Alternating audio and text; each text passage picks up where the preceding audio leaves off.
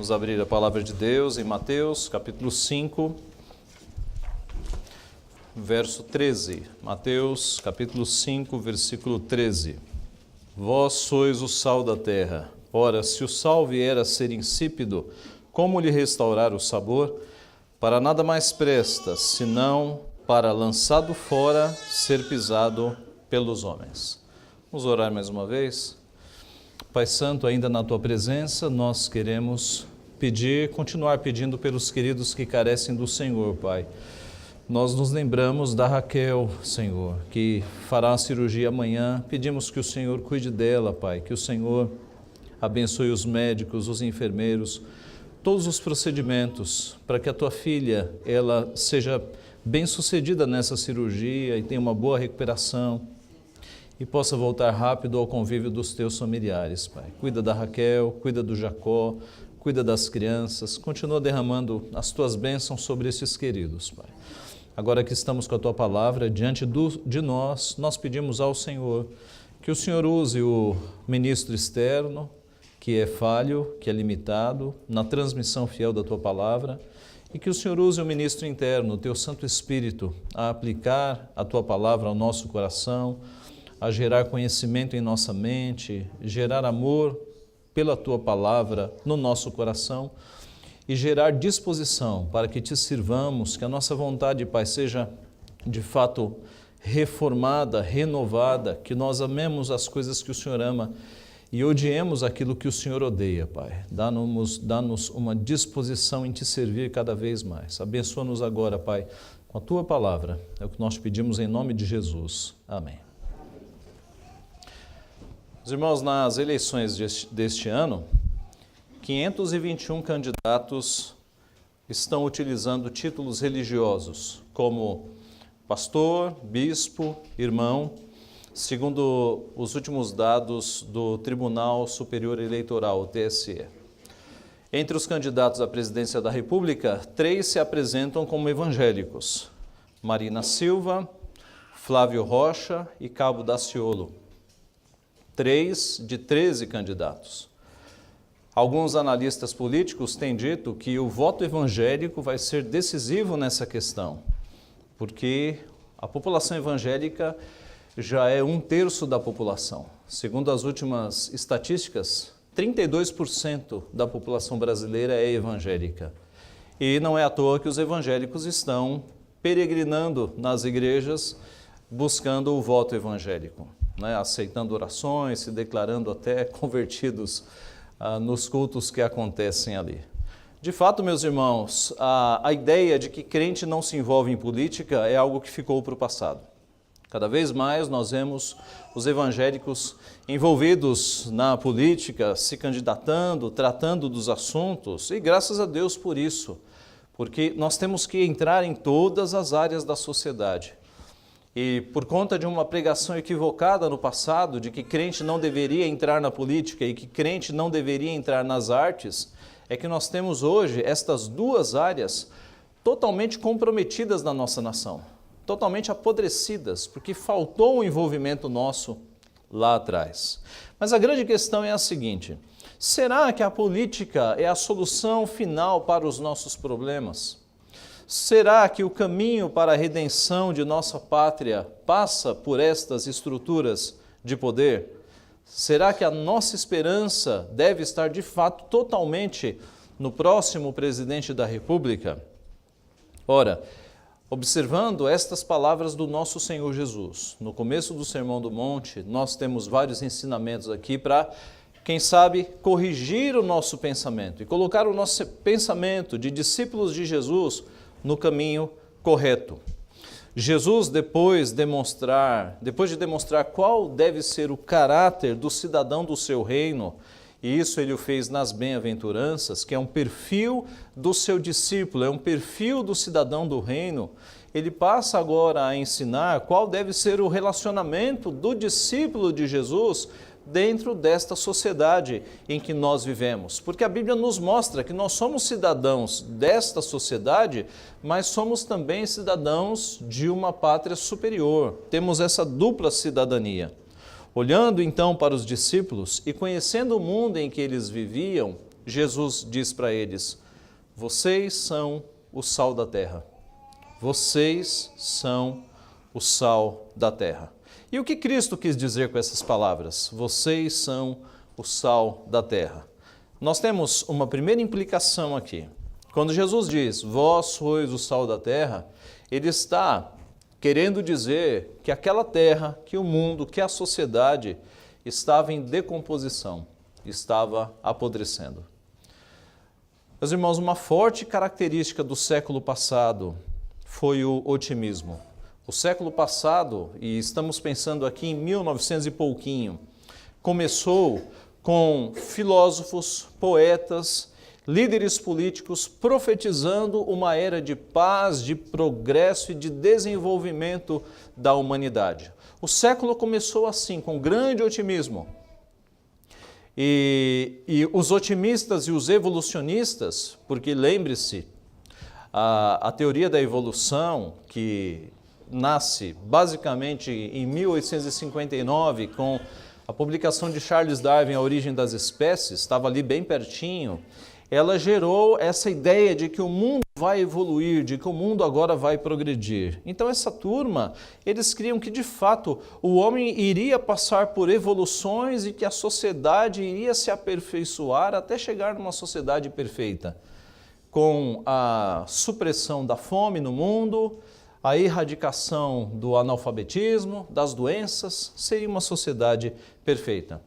E então vieram as duas grandes guerras, que acabaram com qualquer esperança dos otimistas. A Primeira e a Segunda Guerra Mundial colocaram por terra qualquer otimismo. E o mundo voltou a perceber que o ser humano é mau na sua essência, que o ser humano mata o próximo por interesses econômicos e financeiros. E todo o otimismo e toda a esperança de um mundo melhor foi jogado por terra. Ora, meus irmãos, o mundo está de fato em decomposição. Desde a entrada do pecado no mundo, a criação de Deus, ela passou a gemer, como diz Paulo lá aos Romanos, aguardando o dia da sua redenção. A criação, a sociedade, por causa do pecado, está corrompida. Nós vemos isso desde o começo. Lá no começo da história, nós vemos que o mundo ficou tão mal, com tanta violência e tanta imoralidade, que Deus decidiu acabar com o ser humano e começar tudo de novo. Lá no dilúvio, com a família de Noé. Nós temos o relato de Sodoma e Gomorra, duas cidades totalmente comprometidas com imoralidade, com homossexualismo. Duas cidades que chegaram no fundo do poço da imoralidade, e Deus as destruiu, não tinha mais o que fazer. Nós vemos o povo de Deus, vez por outra, se corrompendo por deuses falsos, misturando imoralidade com adoração e recebendo o justo castigo de Deus. O exílio da Babilônia, Deus usando nações inimigas como seus chicotes para disciplinar o povo do Senhor. É um mundo, meus irmãos, que vai se corrompendo. De vez em quando surge algum traço de otimismo. De novo, no começo desse século, e dessa vez todos nós fomos testemunhas, o século começou com otimismo. Emissoras de televisão anunciando um novo milênio, um milênio de paz, de reconstrução, todo mundo otimista. E aí, no segundo ano deste novo século e deste novo milênio, eis que ataques terroristas derrubam as Torres Gêmeas lá nos Estados Unidos, o Pentágono sendo atacado, e parecia o fim do mundo. Um membro da igreja ligou para mim e falou, pastor, será que é o fim do mundo? Eu falei, não, calma que ainda não é, mas foi assustador. Para quem acompanhou, e muitos de vocês acompanharam, nós vimos como aquilo foi aterrorizante. E de lá para cá, o mundo perdeu o seu sossego. O Brasil nem tanto, mas os países da Europa estão sem sossego até o dia de hoje, com a ameaça de uma bomba num metrô, de algum atentado acontecendo. Então, de novo, o novo século começa com muito otimismo, as pessoas achando que o ser humano ele caminhará para um mundo perfeito, mas Deus, na sua soberania, frustra estas esperanças que não repousam nele, frustra estes planos que o colocam de lado e mostra que o ser humano continua mal e que este mundo continua apodrecendo. Este mundo está em decomposição de fato. João, escrevendo a sua primeira epístola, capítulo 5, verso 19, ele diz que o mundo jaz no maligno. E basta ligar a televisão ou acessar a internet para nós vermos a corrupção, a imoralidade crescendo, crianças agora sendo atingidas com padrões imorais, a corrupção, a desonestidade crescendo cada vez mais, a violência em cada canto do país, e isso numa proporção mundial. De fato, a impressão é que cada dia está ficando pior. É um mundo em decomposição. Então, o primeiro pressuposto, quando nosso Senhor Jesus diz, vós sois o sal da terra, é que essa terra está comprometida. Isso nos leva ao segundo ponto, à segunda implicação. Nós somos o sal. Os discípulos de Jesus são o sal da terra. E por que Jesus usou a comparação com o sal? Ora, nós sabemos que o sal tem algumas características e talvez a que nos aparece mais evidente seja o seu sabor, porque o sal, ele torna uma comida saborosa. Mas, meus irmãos, quando Jesus usa o sal aqui, ele não está pensando em sabor. Ele está pensando, não está pensando apenas em sabor, mas ele está pensando também no aspecto de preservação do sal. O sal, ele possui características antissépticas que retiram de um alimento a sua umidade, os micróbios que podem apodrecer um alimento. Muitos de vocês aqui viram nas suas terras no passado, em épocas em que não tinha geladeira, e ainda há partes do país que usam esse método, não é? Sem geladeira, você mata um animal e você preserva aquela carne envolvendo com sal. O sal retira a umidade do alimento e faz com que o alimento seja preservado. Na época de Jesus era assim, é óbvio, não havia eletricidade. E todas as carnes que precisavam de alguma conservação eram salgadas. Então, quando Jesus está falando aqui, vós sois o sal da terra, ele está pensando principalmente no aspecto de preservação do sal. Qual é a ideia, meus irmãos? A ideia é que onde o sal está, não está podridão. E numa terra, numa sociedade que vai se decompondo, os discípulos de Cristo são justamente o sal usado por Deus para cessar a corrupção. Ora, alguns entendem e alguns defendem que quando a igreja se pronuncia sobre questões políticas, por exemplo, colocando notas em jornais, fazendo manifestações públicas contra erros, fazendo marchas e até greves de fome, ela está sendo sal. E não está, meus irmãos, porque se essas coisas têm algum valor, o valor é muito pequeno diante da sociedade. Quando Jesus olha para os discípulos, para os 12 e diz, vocês são o sal da terra, ele está pensando numa influência individual. A ideia é que onde nós estamos, a podridão, ela estanca, ela para. Então, em termos práticos, no teu trabalho, por exemplo, a podridão e as coisas erradas podem estar acontecendo por todos os lados, mas ela para na tua mesa. A mentira para na tua mesa. A ilegalidade, a desonestidade, os subterfúgios, os jeitinhos brasileiros para fazer algo errado param quando chegam em você, porque você é sal. Você não pode aceitar esta corrupção que está à tua volta. Os discípulos de Cristo são o sal, a corrupção para em você. E não apenas em termos de recusar desonestidades, recusar mentira, recusar notas falsas, não emissão de notas, burlar imposto de renda, dar um jeitinho nos impostos, não apenas nesse sentido, mas também no sentido positivo de testemunho. O crente tem que ser o melhor funcionário, porque as pessoas estão olhando para você e sabendo que você é discípulo de Cristo. E como é que você carrega o título de discípulo de Cristo e fica dando um mau exemplo? Eu já contei aqui que eu trabalhei em banco durante 6, 7 anos e havia alguns cristãos na seção que eu trabalhava no banco. E o horário de entrada era às 9 horas. Mas tinha uma irmã nossa, crente, que chegava todos os dias às 9h50, todos os dias. E sempre que ela chegava, eu via os não crentes, um olhando para o outro, e eu já sabia o que eles estavam pensando, né? Olha lá a crente, olha lá o exemplo. chegando 50 minutos atrasado. Meus irmãos, é nas pequenas coisas. Eu repito, os teus colegas de trabalho, os teus vizinhos, os teus parentes, eles olham para você e eles pensam, é crente, vamos ver o que o crente vai fazer. Olha lá o crente que diz que a vida tem que ser tão certinha, olha lá a vida dele como é que está. Então, nós temos uma alta responsabilidade, nós somos embaixadores de Cristo, a Bíblia diz. E o embaixador é aquele que representa uma nação. Quando o embaixador de Israel está aqui no Brasil, é a nação de Israel que está aqui. E ai dele se envolver em algum escândalo.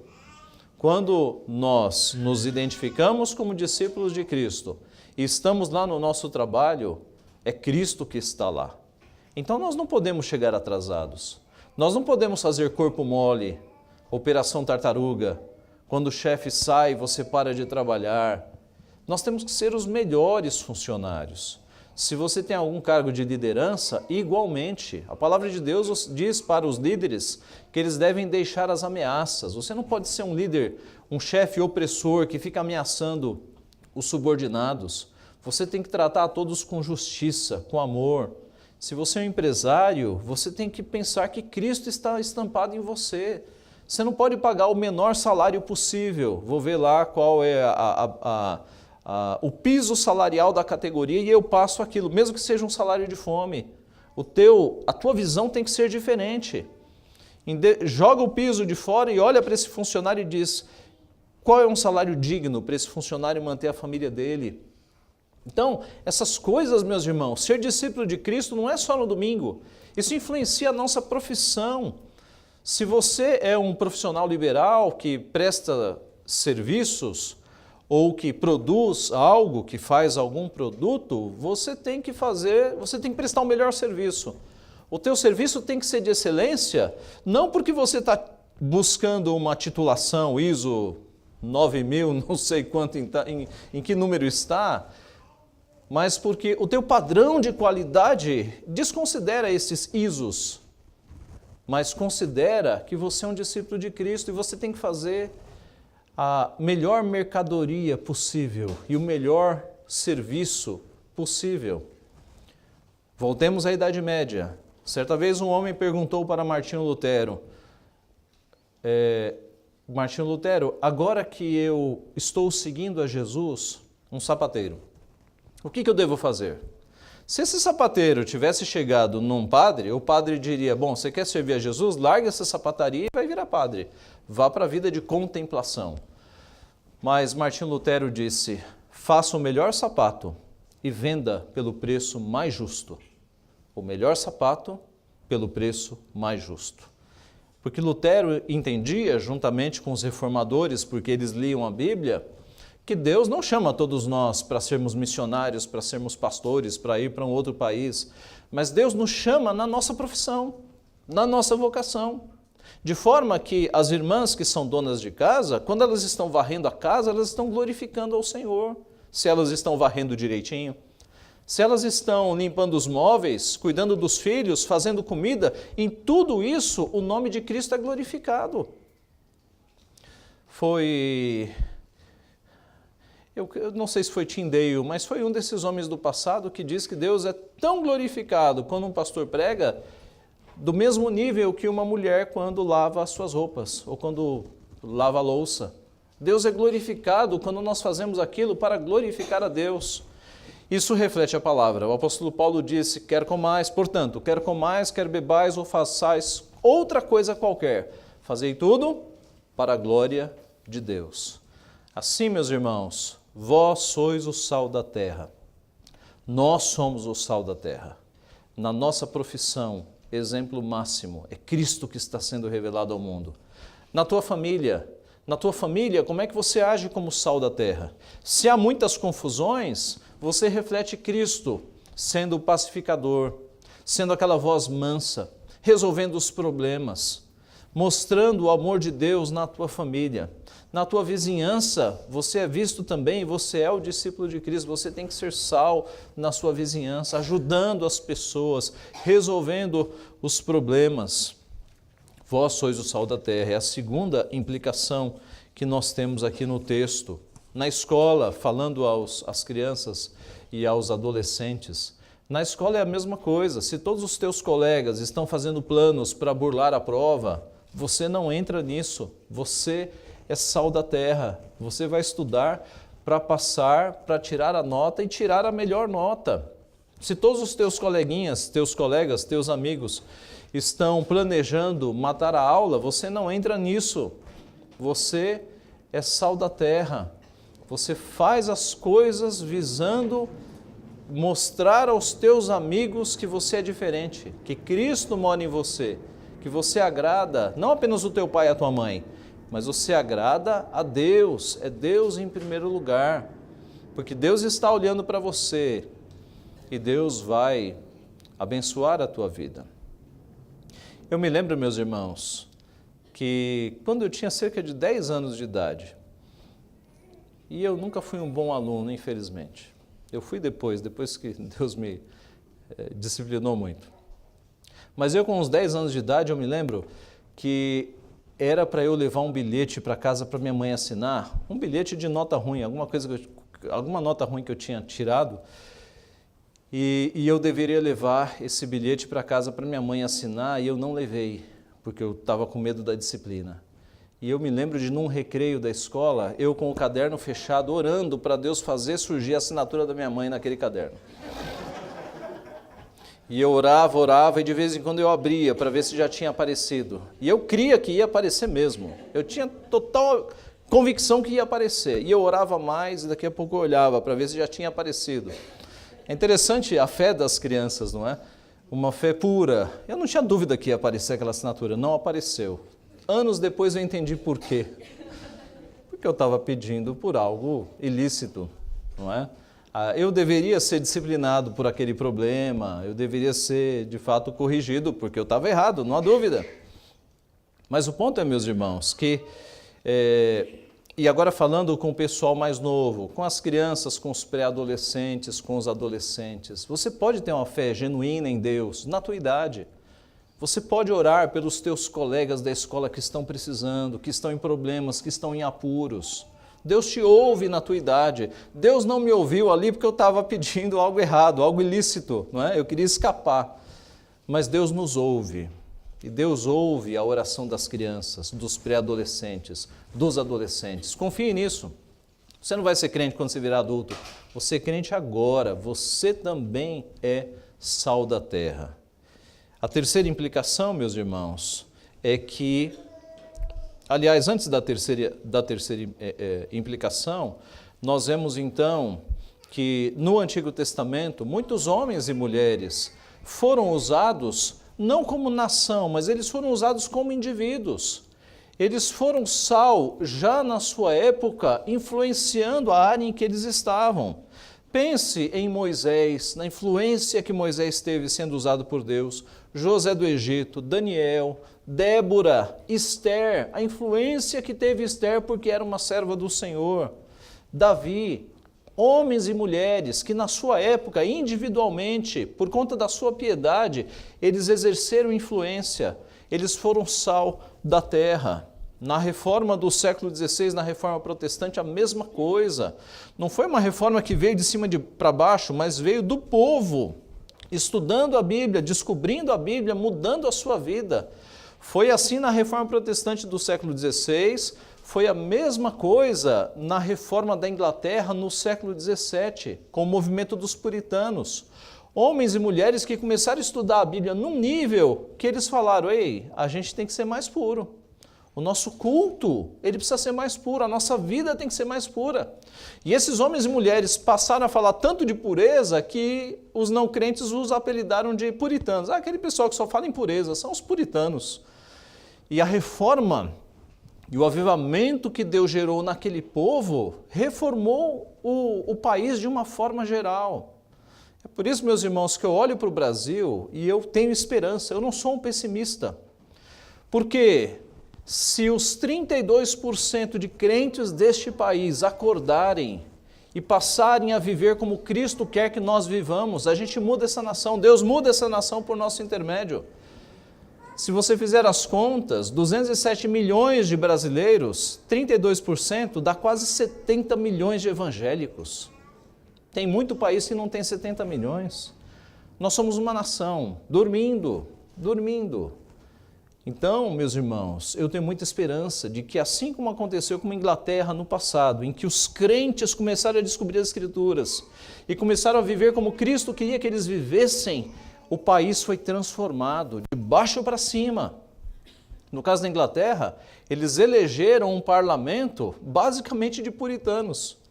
E o rei achou que havia alguma coisa errada e mandou suspender as eleições, cancelou as eleições e convocou um novo parlamento. No novo parlamento, o número de puritanos aumentou. Os crentes tomaram conta do poder. Eu não estou dizendo aqui, meus irmãos, que cada um de nós agora vai se eleger, vai se candidatar a vereador, nada disso.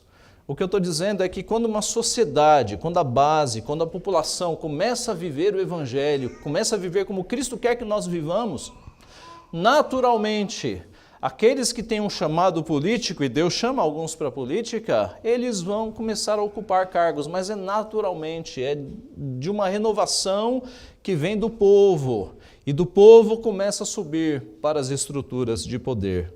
Assim, meus irmãos, o segundo ponto é que nós somos o sal da terra. O texto do nosso Senhor Jesus diz que, lá no verso 13, ora, se o sal vier a ser insípido, como lhe restaurar o sabor? Para nada mais presta, senão para, lançado fora, ser pisado pelos homens. De fato, o sal, quando fica velho, ou o sal, quando se mistura com alguma substância, ele perde o sabor e ele perde a sua propriedade de preservação. Na região do Mar Morto, por exemplo, o sal é encontrado em algumas rochas, quando ele se mistura com alguns minerais, ele não presta para mais nada. Fala-se que nos tempos bíblicos você jogava sal na terra para que a terra ficasse mais dura. E por isso que Cristo fala aqui, para nada mais presta, senão lançado fora, ser pisado pelos homens. Assim, meus irmãos, se a igreja, que é o sal, ela começa a se misturar com outras coisas que não são de Deus, e ela começa a se omitir nas suas funções de salgar a sociedade, ela daqui a pouco para nada mais presta. Então, Cristo está nos motivando a sermos sal, a influenciarmos.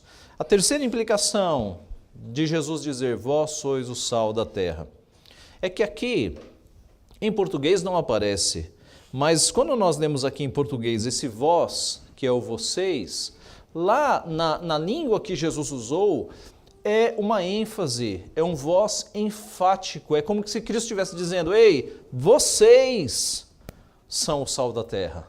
Percebe a comunicação? Vocês, é uma ênfase, é um vós enfático. Vocês são o sal da terra. É como que Cristo dissesse, não são os escribas, não são os fariseus, não são os religiosos desta época, não são as autoridades, os filósofos, vocês pescadores, vocês de pouca cultura secular, vocês, os discípulos de Cristo, são o sal da terra. A ideia, meus irmãos, é que se nós não fizermos a nossa parte, se nós não salgarmos nas nossas relações, mais ninguém salgará. A responsabilidade é nossa. É certo, meus irmãos, que Deus refreia um pouco da corrupção no mundo por meio da sua providência, mas a responsabilidade de anunciar o Evangelho e de ser sal está sobre nós. Não está sobre a política, não está sobre o governo, não está sobre as organizações não governamentais, as ONGs, está sobre a igreja. Nós não podemos terceirizar isso. É responsabilidade nossa. E está sobre a igreja, não a igreja local, basicamente, mas sobre nós que somos as pedras vivas que compõem a igreja. Cada um de nós, de novo, nos nossos relacionamentos, no nosso trabalho, na escola, entre os vizinhos, na nossa família, nós somos o sal da terra. Se cada um de nós fizer a nossa parte, nós de fato poderemos estancar um pouco da corrupção que assola o nosso país. Meus irmãos, a solução não está no governo. É certo que nós não podemos ser radicais e dizer o governo não tem nada a ver com isso. Parte da solução está em nós votarmos bem, escolhermos bem os nossos representantes. Parte da solução está, porque toda autoridade é constituída por Deus. E Deus usa essas estruturas também. Então, se nós votarmos mal e colocarmos lá na presidência pessoas que são favoráveis ao aborto, que são favoráveis à discriminação das drogas, que são favoráveis à agenda LGBT e a tudo que o marxismo cultural nos trouxe, que não presta, a destruição da família, dos valores familiares, se nós votarmos em gente assim lá para cima, aí a derrocada é completa. Então nós temos que exercer a nossa escolha para votar direito. Agora, isso está longe de ser a solução do problema, meus irmãos. De novo, a solução para uma nação é quando o povo que se chama pelo nome de Deus passa a viver como cristãos, passam a ser sal, a salgar, de fato, a sociedade. Assim, meus irmãos, quando a igreja evangeliza, ela de fato exerce a sua influência em uma nação.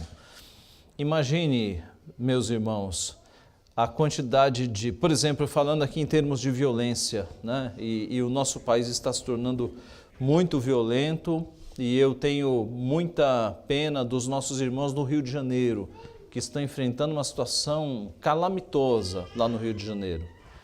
Imagine se as igrejas começassem a avançar sobre o pessoal da criminalidade, sobre os traficantes, sobre os bandidos, e essa turma começasse a se converter. Nós temos relatos de um ou outro se convertendo aqui e ali, e alguns até se tornando pregadores depois. Mas imagine se a igreja tomasse a sério essa missão. Vamos subir os morros, vamos evangelizar, e Deus vai restaurar vidas. Haveria, meus irmãos, uma influência. Há pouco tempo atrás vocês devem ter visto um vídeo na internet de uma líder de blocos de carnaval criticando a conversão do pessoal nos morros, porque isso estava desfalcando as escolas de samba. É um vídeo dos anos 70, não é um vídeo atual. É um vídeo dos anos 70 ou 80 no máximo. Mas isso mostra, veja, uma mudança na sociedade a partir da evangelização. Porque aqueles jovens que antes a sua vida era carnaval, agora a vida deles é fazer o bem, é a igreja.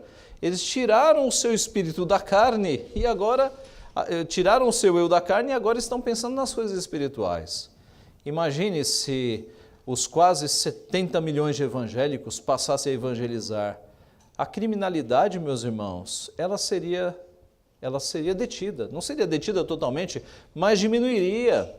Não adianta a gente colocar esperança no próximo presidente, porque um homem só dificilmente vai fazer muita coisa. Mas 70 milhões de pessoas, isso é um bom poder, meus irmãos. Se nós evangelizássemos e bandidos e traficantes começassem a se converter, nós começaríamos a ter mudança nessa sociedade. A igreja já fez algo nesse sentido. O Estado, inclusive, reconhece as casas de recuperação de drogados, que são iniciativa de igreja evangélica. Muitas, centenas de casas de recuperação de drogados são cristãs e são evangélicas. E esse é um problema que o Estado luta de todo lado e não consegue resolver. Veja aqui na nossa cidade a Cracolândia. O novo prefeito entrou com muito ânimo, vamos acabar com a Cracolândia, entrou com muita força, não conseguiam. O problema persiste, o problema continua. Quem está conseguindo são irmãos, não acabar, mas resolver parte do problema, são irmãos batistas nossos que estão lá dentro da Cracolândia fazendo um trabalho de recuperação. E tem usuário lá que já foi viciadíssimo no crack e hoje saiu e está evangelizando. Então eu repito, não vamos colocar nossa esperança no presidente da República nem no Estado. Nós temos que olhar para a igreja, é o povo de Deus, vós sois sal da terra. A igreja está adormecida. Oremos para que ela acorde, porque se acordar, aí sim Deus pode nos usar para mudar esta situação, esta nação, meus irmãos. Concluindo, retomo as perguntas iniciais. Será que a política é a solução final para os nossos problemas? Não é. Ela é uma parte, é uma pequena fração da solução. Mas a grande solução está com o povo de Deus, eu não tenho dúvida disso. Será que o caminho para a redenção da nossa pátria passa pelas estruturas de poder? Só um pouquinho. Se houver um avivamento e os crentes acordarem e passarem a viver como Cristo quer que nós vivamos, aí sim nós vamos ver a redenção de boa parte da nossa pátria. Nós poderíamos ouvir o testemunho de um outro país que já passou por essa situação. Os Estados Unidos já passou. E eu termino citando aqui uma escritora, Nancy Pearcey, no livro Verdade Absoluta. Veja como se assemelha a situação, só que eles já passaram por isso lá e eles perceberam que lá não deu certo. Diz assim no livro: nas últimas décadas, muitos cristãos reagiram ao declínio moral e social na sociedade americana, adotando o ativismo político. Vamos entrar na política. Os crentes estão se candidatando a cargos públicos em quantidade cada vez maior. Um membro do Congresso americano me disse: eu me envolvi com política depois que a lei a favor do aborto foi promulgada em 1973, porque pensei que fosse o caminho mais rápido para a reforma moral. Ganhamos algumas vitórias legislativas, mas perdemos a cultura. O trabalho mais eficaz, ele veio a perceber, é feito por cristãos comuns, cumprindo o chamado de Deus para reformar a cultura em suas esferas locais de influência: família, igrejas, escolas, bairros, lugares de trabalho, organizações profissionais e instituições cívicas. Nossos irmãos americanos já passaram por esse processo. E eles perceberam que engajamento político gera uma pequena mudança apenas na sociedade. Mas a conclusão desse político é que quando o engajamento é pessoal, usando as suas influências, como nós acabamos de falar aqui, aí sim, meus irmãos, a sociedade ela vai se reformando através da influência do povo de Deus, que é o sal da terra. Então, meus irmãos, sejamos sal, salgando a massa toda, exerçamos a influência de Cristo ao nosso redor, em todos os nossos relacionamentos, no trabalho, na família, na vizinhança, na escola, e oremos para que Deus gere um avivamento na nossa pátria. Se aqueles que se chamam discípulos de Cristo na nossa nação despertarem, acordarem para isso aqui, para esta influência benigna que nós podemos ter na sociedade, de fato haverá esperança para a nossa nação. Que Deus então nos abençoe. Amém.